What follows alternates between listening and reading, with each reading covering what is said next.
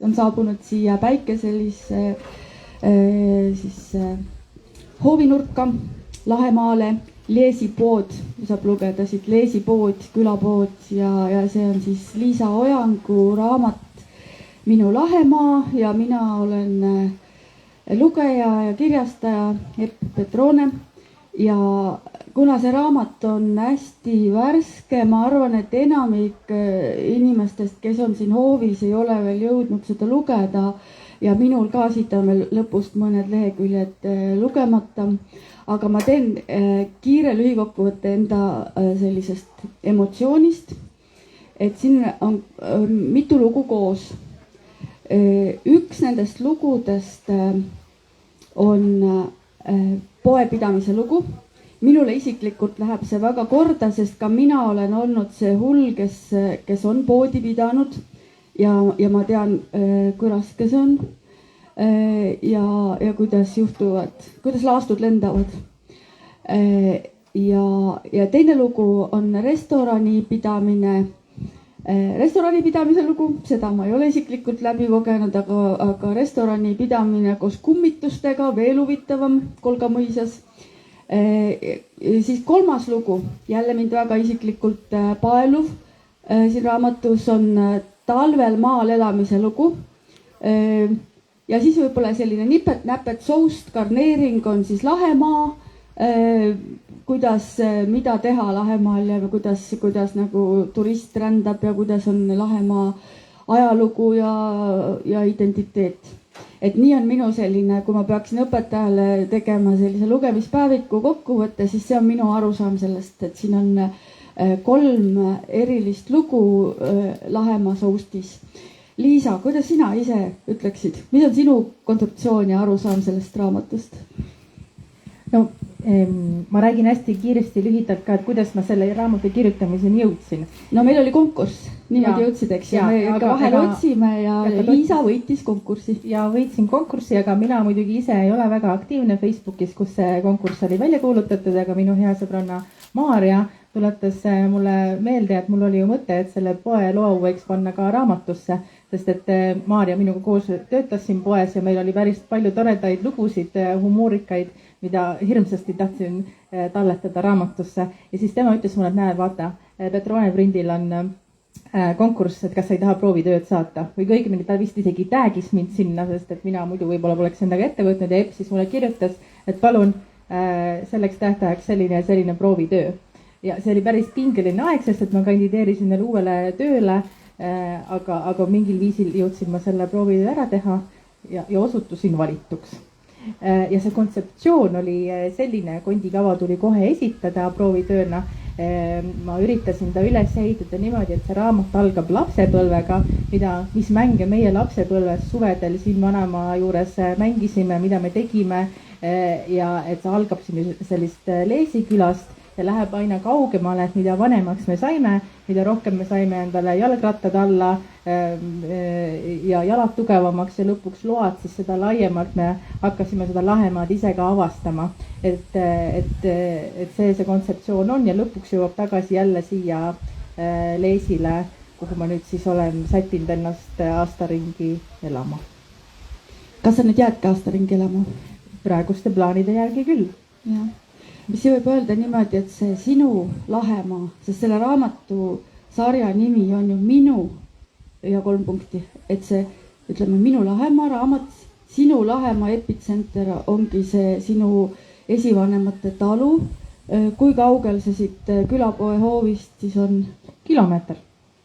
Sinnapoole ja see ongi see epitsenter ja see on tegelikult, kui mõtled, et igal elul on ju niimoodi, et kõigepealt on see lapsepõlv selline väike, siis ta hakkab nagu kasvama ja kui vanalt sa mäletad seda hoovi, seda külapoodi? Vot seda hoovi ma eriti ei mäleta, sest et see osa majast oli kellegi elamine alati olnud ja see oli selline erahoov. et selles mõttes on see üsna esmakordne, et see hoov on nüüd selline avalikkusele suuresti avatud. Aga pood, siis nüüd tänava poole oli siis see pood terve su lapsepõlv. Ja see on olnud nii kaua, kui ma mäletan. Ma mäletan, ma üsna hästi mäletan, kui me läksime ilma vanemateta sinna poodi ka esimest korda ostma ja selle looga see minu Leesi poe peatükk seal raamatus ka algab, kuidas oli pisuke segadus rahaga ja kogemata minu raha oli liiga vähe, aga toonane poemüüja... Kõige esimene poemälestus oli siis see, et poemüüja kinkis sulle jäätise. Jah. Väga ilus mälestus. Et siis sa jäidki sellele poele natuke tänu võlgu ja siis hakkas... Ja juures see kogemus kandis ka seda, et kui ma ise olin poepidaja, poemüüja, siis ma üritasin ka olla mõistev ja lahke, et kui tõesti mõnel lapsel jäi mõni sent puudu, siis loomulikult me ei saatnud teda tagasi koju, vaid ta sai selle jäätise. Et hästi tähtis oli minu jaoks, et ka selle aja lapsed saaksid selle nagu kodukandi turvalise poe ostukogemuse ja et nad julgeksid käia iseseisvalt poes, sest minu meelest linnalastel nad ei satugi tänapäeval üksi niimoodi poodi, sest et kõik supermarketid on suured ja kaugel, aga see on selline turvaline koht, kus ise õppida sente lugema ja rahaga arveldama. Ja, nii on. See kuidagi ja me tahaksime veel seda nagu kõrvalt öelda nagu täiesti ütlen nagu otse selle ära, et ma arvan, et sa oled üks väga julge ja aus inimene. Julge see, kes hüppab olukorda, kus 23-aastane olid see, kui mõtlesid, aga okei, teeks selle poe jälle teoks on ju ja kui vana sa olid, kui see Kolgamõisa restoran, et kas oli paralleelselt poega tegid siis ühe suverestorani või? Siis ma olin 26 ehk et ma olin juba 2 suve poodi pidanud ja siis tundus, et nüüd käib jõud sellest üle, et prooviks siis restorani ka teha. 2 hullu asja korraga. Ja nüüd ma mõtlen ka seda, et kui ma seda raamatut lugesin, ma nägin nagu mitme koha peal sellist asja, et tegelikult see pidi olema natukene ka selline ebamugavustsoonis olemine, et vaata külakogukonnas vahel on lihtsam vait olla ja mitte meenutada, et vahepeal on mingid konfliktid kuskil, et nagu, aga sa oled nagu hästi ausalt ja empaatiliselt võtnud ja kirjutanud seda oma lugu ja mina tulen nüüd kaugelt, eks ju, Kagu-Eestist hoopiski, vaatan seda täitsa värske pilguga kõike seda ja mõtlen, et tegelikult on kõik nii hästi, et see kui palju on neid lagunevaid külapoode, kui ma hakkan kusagilt samast Kagu-Eestist siia poole sõitma, no ja küll suurte maanteede ääres enam ei näe neid asju, aga kui sa sõidad läbi nende külade, et on nüüd peaaegu igal pool on need poed nagu need räämas sellised nagu hambaaugud kusagil nagu külanaeratuses ja siin on väga hästi läinud, et tegelikult on need nagu detaili küsimused, et kuidas täpselt see pood nagu toimib, mida seal müüakse, mis on hinnad on ju ja aga see, et see kogukond toimib tegelikult ja et te suutsite selle asja ära teha ja nagu see, nagu mina seda lugu lugesin, et sina olid see hull, kes selle poemaja nagu sellel õigel hetkel ilmselt ära päästis ja siis see, et see külakogukond tegi seda siis 7 aastat hiljem edasi, siis vahepeal laastud lendasid, eks ole, aga lõppkokkuvõte on väga hea, imeline, et nagu selles mõttes ma ei tea, mis siin täpselt praegu kõik toimib, aga kaugelt ja nagu kauges perspektiivis vaadates küll on vedanud, et selline koht olemas on. Ma ei tea, kas sul oli ebamugav seda kirjutades ka või kuidagi nagu sõnade valik või see oli lihtsalt, et panid niimoodi ausat kuidagi südamekeelt? No eks mälestustes sobramine aeg-ajalt ikka on ebamugav ja valus ja mis siin salata, eks selle poega samamoodi, aga see oli omamoodi ka teraapia see läbi kirjutada ja lõpuks leida see versioon, et sa ütled ära oma kogemuse ja vaate ja võib-olla ka arvamuse, aga samas püüdes seda nii teha, et see kellelegi haiget ei tee. Et ma arvan, et mina leidsin nagu sellise rahu selle kirjutamisega ja ma loodan, et ka teised, kes seda loevad, seda nii mõistavad. Kas see pood on praegu suvepood või ta on talvel ka lahti? Praegu on suvepood. Aga kui sa ei oleks 23-aastaselt seda teha võtnud, siis ta oleks vist ära lagunenud, see maja või? Ja kuidas see. No vot, eks seda oskaks ilmselt toonane majaomanik kõige paremini rääkida. Ja ega tegelikult täpselt ei teagi kõige öelda, need on niisugused oleks-poleks teemad. Aga no eks ta kehvas seisus oli ja ma ei tea, kas oleks leidunud mõni hull, kes sellel samal ajal kui mina oleks selle poe siis nende väheste vahenditega ikkagi nagu käima jooksnud ja tekitanud selle harjumuse kogukonnale, et ühel hetkel, kui see pood ära kaob, et siis tekib see tahtmine ikkagi rahad kokku panna ja toimetada, et mitte sellest poest siis sellisel kujul ilma jääda. Ma loodan, et see oli minu teene. Ja neid viperusi ja lugusid ma lugesin ja imetlesin ja mõtlesin, et minul ei olnud toidukaupade pood, minul oli ehete pood, väga hea, ei idane ega mädane, ei sula ja siis, kui ma tegelikult, kui kohutav on teha niimoodi poodi, kus elektrikatkestus põhjustab kohe täieliku kriisiolukorra, neid saab siit lugeda. Ma ei tea, kas nüüd on kuidagi elekter paremaks läinud või juhtub ikka neid lugusid? Elekter oli väga halb, eriti sellel talvel, aga ma näen, et praegune pood on ennast generaatoriga ka varustanud, mis on väga mõistlik tegevus. Et isegi kui sa generaatorit ei taha kõiki külmkappe ei mahu panna, aga tänapäeval isegi ju kaardimakse ja internet kadusid ära, kus sul ei ole internetti, nii et aga mingi paari suvega saavutad sa sellise külma kõhu ja ütledki, lihtsalt kirjutad paberi peale, et täna kaardimakse ei toimi ja paned selle ukse peale ja inimesed ikkagi leiavad oma need sendid ja mündid, et need ostud teha ära. Et ma arvan, et see pood õpetas päris palju seda, et ei tasu üle põdeda ja tasub loota ka teiste inimeste sellisele kainele talupoja mõistusele, et keegi ei ootagi siit Tallinna kesklinna tasemel poe valikut ja teenindust, et neile meeldib pigem see emotsioon. Et mina õppisin mitte põdema nende asjade pärast. Kas sul endal on mingisugune selline lemmiklugu, mis siin juhtus? Ma mõtlen, et näiteks oli siin Nastik roomas ringi, tulles siis see poe praost ja see Nastiku lugu on mul lemmiklugu. Mulle ka meeldis. Minu meelest see lugu oli ka, mis ma saatsin teile proovitööna. Ja ma olin selle vist natuke varem isegi valmis kirjutanud, sest see jäi mulle nii hästi meelde. Ma arvan, et mõned on seda lugenud, sest minu meelest on see veebilehel ka katkendina, aga nagu pikk jutt kokkuvõttes on see, et palavatel suvepäevadel tuli seda tagumist ust hoida lahti, seal oli selline võre küll ees, aga ka öösiti ja siis juhtus niimoodi, et uudishimulikud nastikud, kes siin hoovis, kui siin hästi pikk rohi oli, lõbusasti elasid, tikkusid poodi sisse ja ühel hilisõhtul, kui ma seal siis tegin käibedeklaratsiooni ja läksin kassa juurde vaatama müüginumbreid, siis vonkles kassa alt välja üks vilgas madu ja see oli selline hetk küll, et ma mõtlesin, et kas see oli nüüd päriselt või mitte, aga see tema kollane kukal oli nii selgelt näha seal pimeduses, et see ikkagi oli täitsa Nastik. Ja muidugi mulle maad üldse ei meeldi, aga õnneks mulle kaine maistus säilis nii palju, et ma helistasin keskkonnainfo telefonile, küsisin, et mis ma tegema pean, kui mul Nastik toas on. Siis öeldi, et pange muusika mängima ja hakake hüppama kõvasti, sest et Nastikutele ei meeldi vibratsioon ja kõva lärm. Aga üksi tundus see mulle õudne ja siis ma helistasin koju, kus oli tädi Silvia, kes tuli mulle appi hüppama ja muusikat mängitama ja väga ruttu see Nastik tõesti vonkles mööda seina ääri minema esimesest uksest, nii et ilmselt temal oli tegelikult palju õudsam kui minul, aga selline lõbus lugu juhtus siin. Aga jah, see oli mitmel hommikul siia tagaukse trepile paistab hommikupäike ja siis aeg-ajalt ikka mõni väga rammus Nastik soojendas ennast selle trepi peal.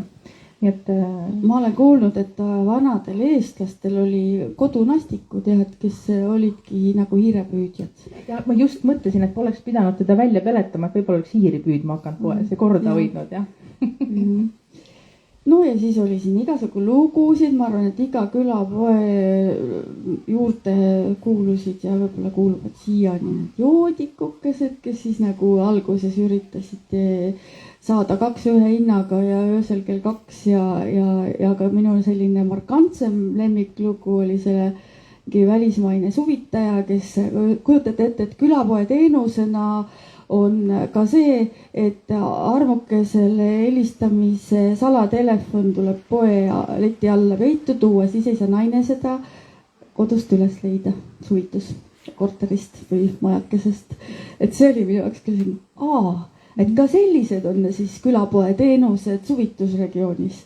Jaa, kui see on veel selline ainuke avalik keskus ja avalik punkt, siis kohalike või selle poe teenuste piir tuli seal ette, kus selle lõppes siis kundede kujutlusvõime. Nii et selle peale ma poleks kunagi tulnud, et öelda, et palun tooge siia oma salatelefonid hoiul, mida te ei taha kodus hoida, eks ole.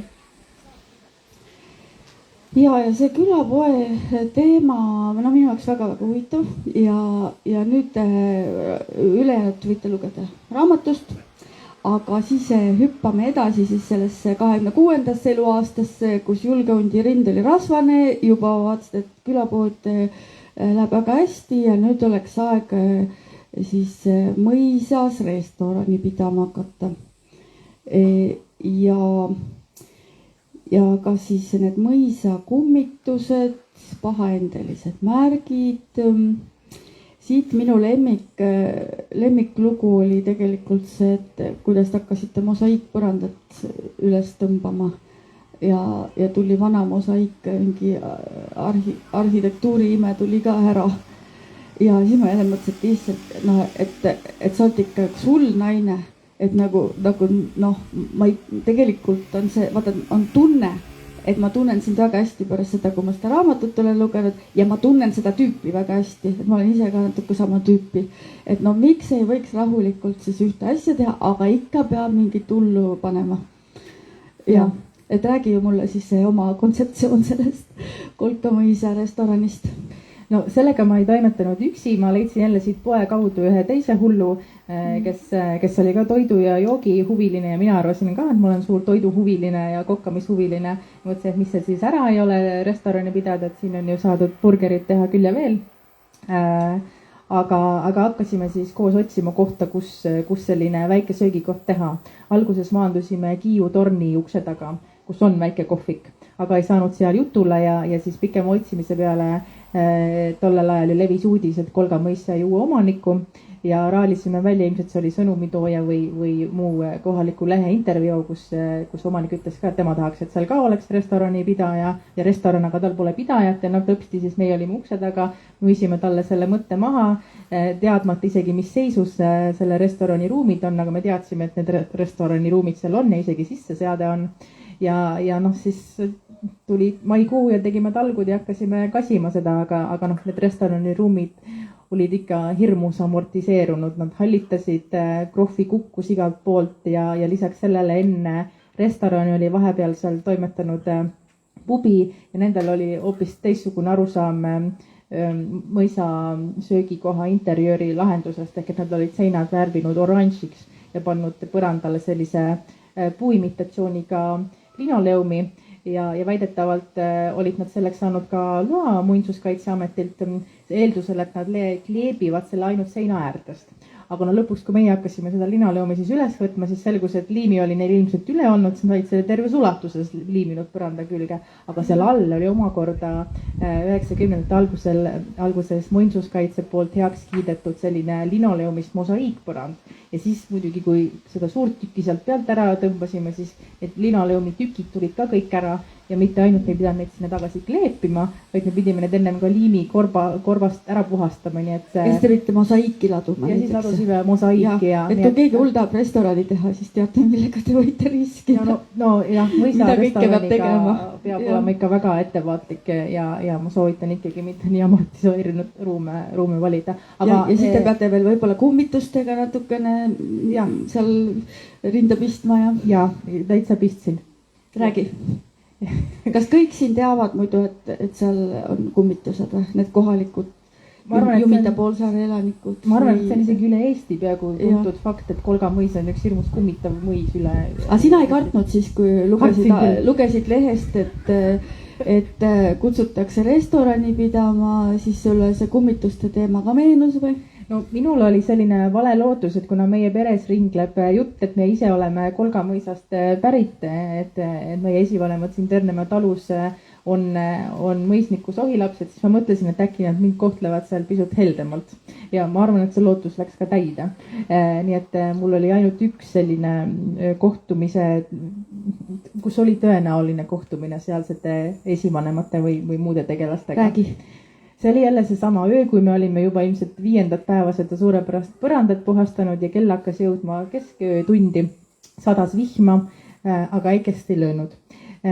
Ja enne seda me olime muidugi ennast kurssi viinud Kolgamõisa legendidega. Üks nendest on selline, et täpselt kesköösel Saadan oma kaaskonnaga saabub sinna õhtusöögile mõisa teisele korrusele ja tuleb suure kolina ja ürinaga tõllaga mõisa ette ja läheb siis trepist ülesse ja hakkab seal prassima.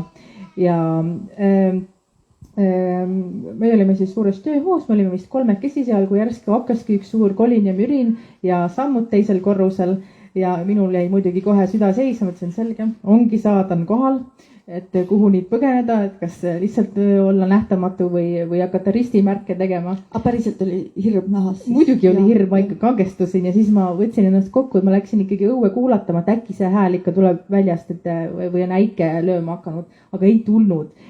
Kuigi kuskil eemal kaugel justkui kostus mingisuguseid ilutulestiku laskmise moodi hääli, aga ma ei tea, miks nad oleks pidanud siis Kolgamõisa teiselt korruselt kostma hakkama esimesele korrusele nagu sammudena. Ühesõnaga tundus, et võib-olla tõesti oli Saadana söömaaeg sellel ajal, aga me ei lasknud ennast sellest häirida, sest see neetud põrand tuli ju valmis saada, sest me olime plaaninud selle põranda teha nii 2-3 päevaga, aga lõpuks kulus meil vist 2,5 nädalat, et see valmis saada. Aga see oli jah selline tunne, kus, kui öeldakse, et ihukarvad tõusevad püsti, siis see oli see hetk, kus seda sai tunda. Aga mis sa arvad, kas see, et ei tulnud pikemalt välja, ma saan aru, et sina olid seotud ühe suve ja siis teine tüdruk tegi edasi veel teise suve, siis see vajus ära, kas see võis olla ka seotud sellega, et tegelikult need sealsed elanikud, vaimsed, ei soovinud tegelikult, et seal mingisugused füüsilised inimesed söömas käiksid? Ei, mina arvan, et nemad oleksid sellest väga lõbustatud olnud. Pigem oli asi palju proosalisem selle mõisa omanikuga. Me ei suutnud päris ühte joont ajada, et kuidas see restoran peaks töötama ja kui palju selle eest peaks üüri maksma ja muud sellised asjad. Talle meeldis kaasa rääkida, mis menüüs võib olla ja mis muusikat me võime mängida ja milliseid laualinasid me võime kasutada. Päris minu maitsega see kokku ei käinud, et see pigem oli peamine põhjus, lisaks siis ruumide amortisatsioon. Ja mis seal Kolgamõisas praegu on? Kas see kuskilt kaugemalt inimesed kuulavad ja tahavad näiteks Lahemaale tulla, siis juba sai vist kaardile, et selle Minu Lahemaa raamatu leesipoe leiab siit üles, saab tulla sisse, saab leida, mis seal Kolgamõisas, kas sinna ka saab sisse ja vaadata, kuulata äkki kummitused? Ja siin selleks on mitu moodust, minu meelest Kolga muuseumi kaudu saab sinna broneerida külaskäike ja minu meelest kohe-kohe on tulemas ka unustatud mõisate päevad, kas oli 29 ja 30 juuli äkki, kus siis peaaegu igal täistunnil vist peaks olema võimalus sinna minna. Minu meelest Kolga ju osaleb seal sellel aastal, varem on nagu olnud. Et iseenesest see härrastemaja külastamine on igati seda kogemust väärt, et seal saab tunda tõesti, kuidas erinevad ajalookihid on ühte kohta kokku kogunenud ja mina küll tundsin, et see käib must nagu ihust ja hingest läbi, kui ma sinna esimest korda sattusin. Aga jah, ilmselt muul ajal siis tõesti Kolga muuseumi kaudu, kus proua Ulvi räägib väga põnevalt kõiki neid legende sellest mõisast ja muudki veel. Ja mina aga olin eile Lahemaal turisti rollis ja üks sinu raamatus kirjeldatu läks mul täide. Et mõtlesin, et läheks Palmsesse natukeseks ajaks ja ootamatult oli peaaegu päev läinud Palmse mõisas. Täpselt nagu sina oma raamatus kirjeldasid, et kuidas sa kunagi noorena, ma ei tea, 20-aastaselt said selle auto ja läksid siis sõbrannadega, et lähed vaatad kõik mõisad ja Palmsest kaugemale ei jõudnud. Et võib-olla kirjeldad veel, mida, no ütleme nii, et nüüd läheb turist, saabub siia, läheb Palmse mõisasse, teeb seal ära selle ühe päeva. Mida sa veel soovitad, mida sa järgmisteks päevadeks soovitaksid?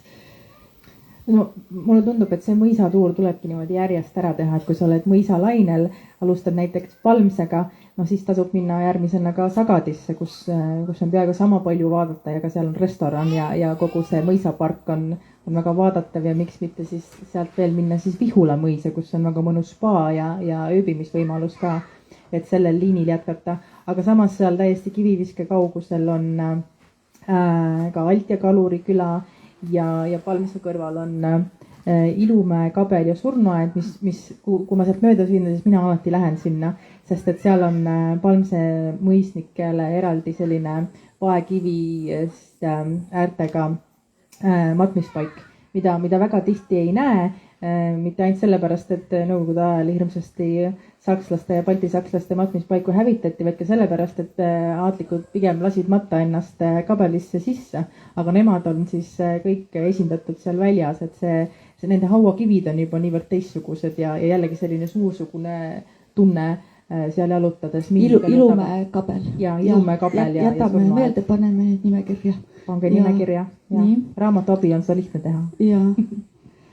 Mis veel? Mis veel? No ma võin rääkida sellest, mis minul plaanis on. Mina olen saanud suureks meresportlaseks ehk et mulle meeldib aerulauaga minna mööda Lahemaa rannikut ja ma olen praegu parasjagu pooleli Vergi poolsaare tippu jäänud ja ma tahan sealt edasi minna siis Eismaa ja Vainupea suunas. Et kuldavasti on ka seal väga kenad rannakülad ja kas Vainupeal on Eesti kõige merelähedasem kabel, mis on väga populaarne abiellujate hulgas näiteks.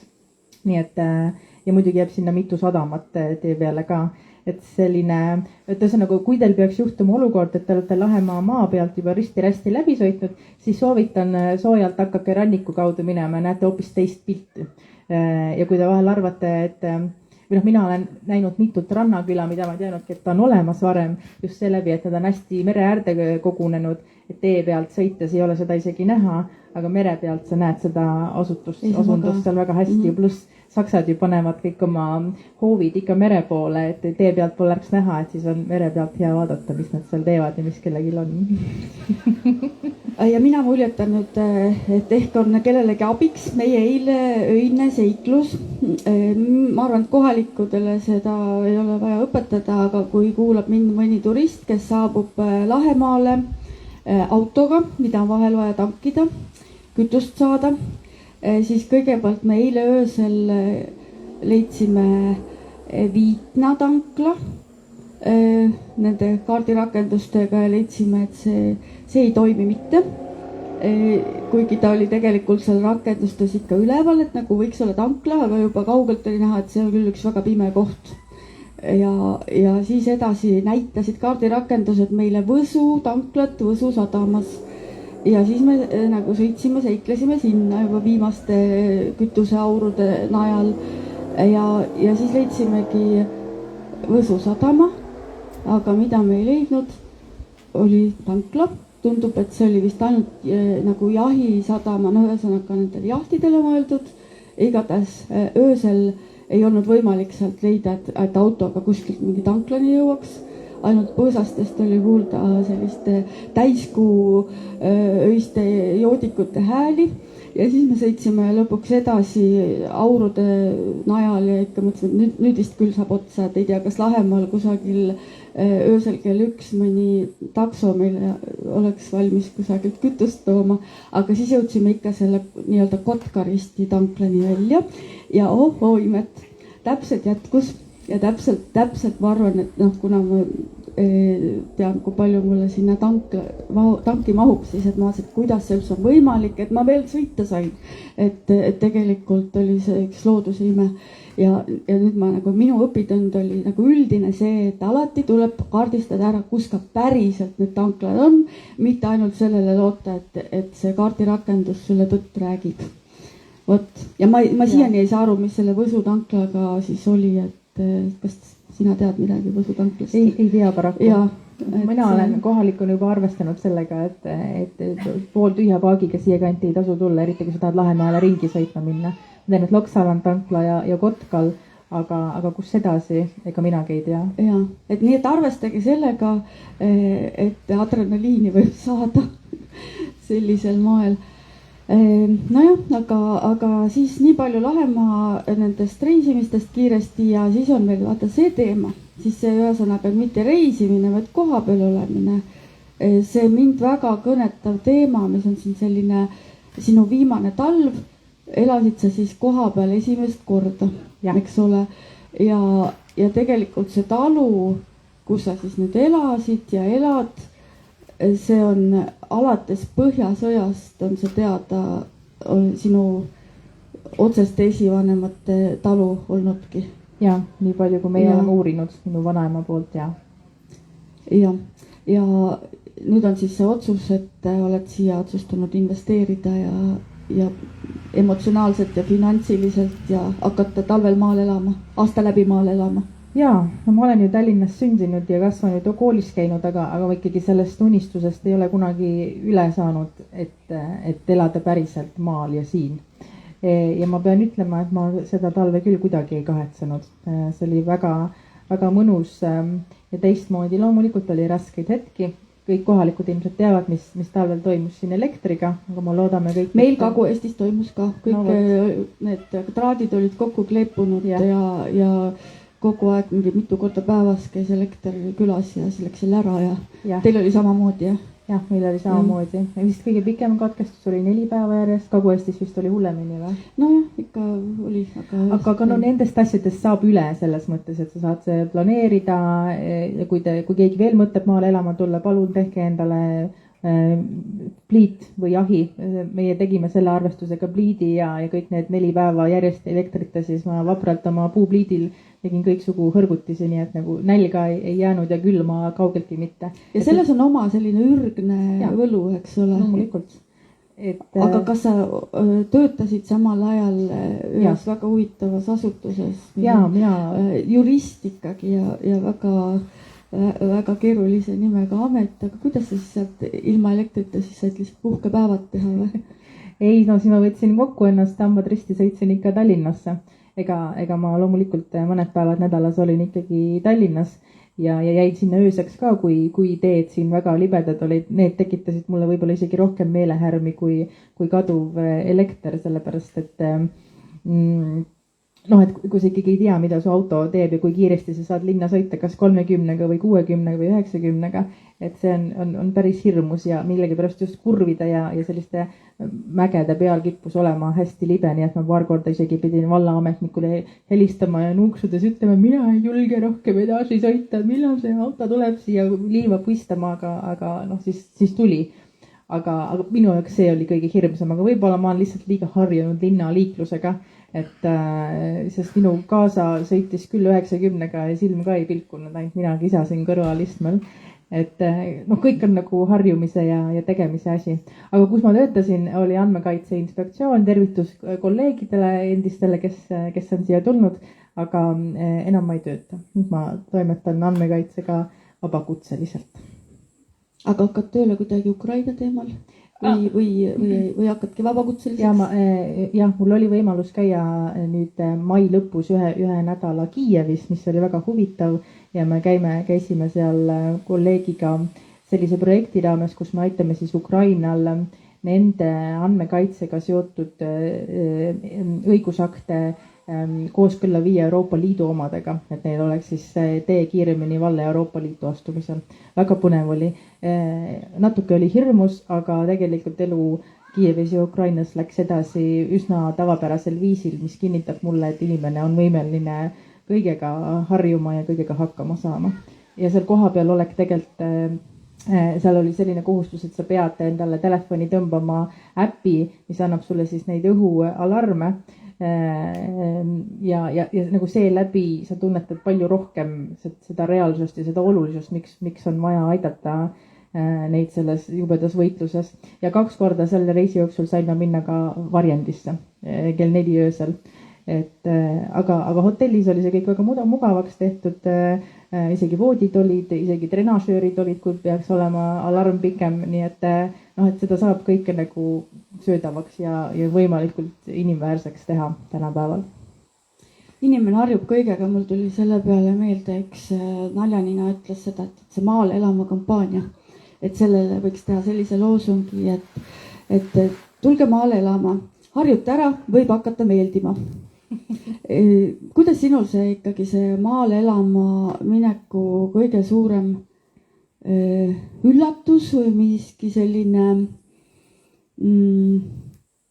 millega sa pidid harjuma, mida sa ei osanud võib-olla eeldada? No, võib-olla see oli natukene sohk sellel aastal, sest ühel aastal 2015 vastu 2016 mul õnnestus oma suvehooaeg pikendada jaanuari alguseni siin. Ehk et ma enam-vähem teadsin, mida toob november ja detsember ja selles osas, et mind nagu täiesti šokki millegagi viia ei saanud. Võib-olla tegelikult sellel aastal tõesti see elektri kadumine, et ta nii tihti ja järjest ära oli, et seda ei ole nagu varem olnud.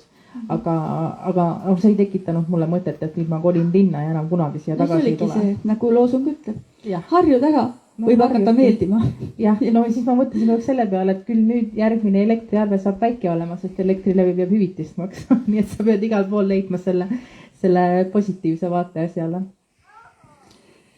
Ja vaata, üks asi siin raamatus on ka nüüd see juristi pilk, mis tuleb ikka siit ja sealt erinevates olukordades, et ikkagi, et ma ka täitsa lugesin ja õppisin, et tegelikult inimene, tavaline inimene, kes ei ole juurat õppinud, nagu lööb käega sageli erinevates olukordades, aga see inimene, kes on juurat õppinud või kes on näiteks juristi kirjutatud juturaamatut lugenud, eks ole, võtab niimoodi, et aga mida tegelikult siis seadused ütlevad ja mis on tegelikult need erinevad õigused ja kohustused. Ja praegu ma tegelikult rihin selle teema poole, mis oli ka siin nagu raamatu lõpu poole, et sina siis hakkasid omale putkat ehitama. Ja kes meist ei oleks maale mingit putkat ehitanud, mõeldes, et hea küll, mis ma nüüd teen, et kas ma pean valda tegema mingisuguse ehitusteatise või mingi muu sõnaga tähistatud teadaande või ma lihtsalt ehitan. Räägi seda lugu oma sõnadega, sest ma nagu lugesin, otsin käega peast kinni, mõtlesin, et nagu, mis see moraal on? Tundus küll vahepeal seda lugu lugedes, et mõistlikum on ehk mitte torkima minna. Et sellest tuleb ainult jama, kui hakata vallaga suhtlema ja ausalt mingit teatist teha tahta. Valdama siin ei süüdistagi praegu, siin käib pigem nool Keskkonnaameti vastu, sest me asume Lahemaa rahvuspargis ja Lahemaa rahvuspargi valitseja on Keskkonnaamet. Täpselt nii tähtsa tiitli nad ongi endale saanud seaduses. Mis tähendab seda, et ükskõik mis sa teed siin Lahemaa rahvuspargis pead majale lähemale.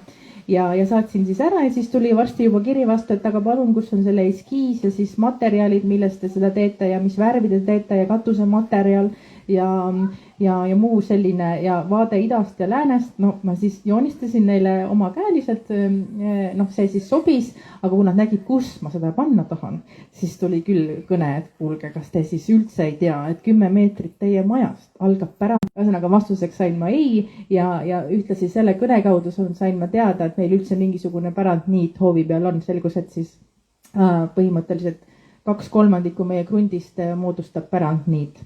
Ja kui ma siis oma ehmatusest toibusin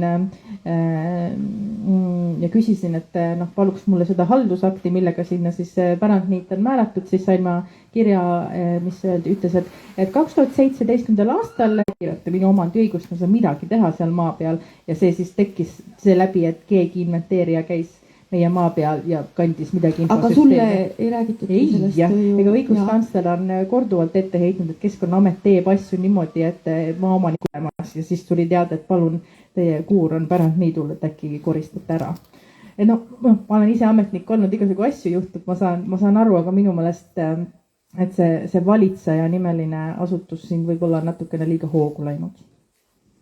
Jah, selliseid lugusid siin raamatus on ka teisi. Nüüd ma küsin, ja see, mul tõesti see raamat meeldis just see, et ta nagu hoogne, mitu erinevat põnevat portsu.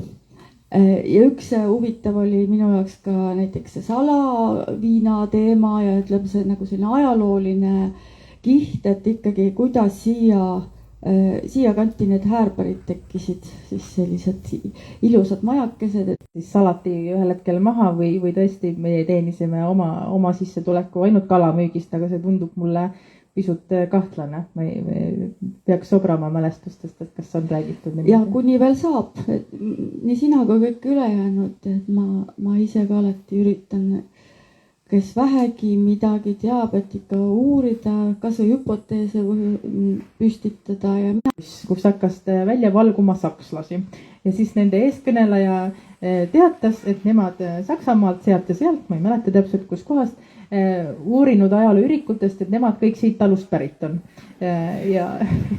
Ja olidki uurinud, et Põhjasõjast alates on keegi Ternemäe Mart ja nemad kõik sellest ka pärinevad. Ja aga kuidas need sakslased siis? Mina seda ei mäleta ilmselt, kui nad esimest korda käisid, siis mind ei olnud, nii et ma tuginen vanaema ümberjutustusele. Aga selline huvitav lugu juhtus küll, jah. Nii et, ja sealt me saime ka ühtlase kinnitust, või nemad äkki jutustasidki seda lugu, et meie talu sai nõnda alguse, et Stenbocki mõisnik oli siis oma teenijad tüdrukuga untsu teinud või tollaegse polnud untsu ega midagi, oligi mõisniku õigus. Ja see siis käima peale jäänud ja saatnud ta oma siin Tallinnale oli see koht lähemal. Nii, kas on veel küsimusi või me tõmbame siin otsi kokku? Et nii, jah.